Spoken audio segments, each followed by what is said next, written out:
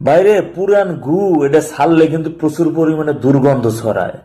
তোমরা এমন ভাবে প্রচার প্রচারণা করতেছো, আমরা প্রেজেন্ট করতেছো যে হেয়ার মতন ভালো মানুষ এই দুনিয়াতে আর কেউ আসে নাই, কোনোদিন ছিল না। হেয়ার মতো নিষ্পাপ মানুষ কোনোদিন নাই। আমি কোনো কিছু বলতে চাই না অতীতের কোনো কিছু।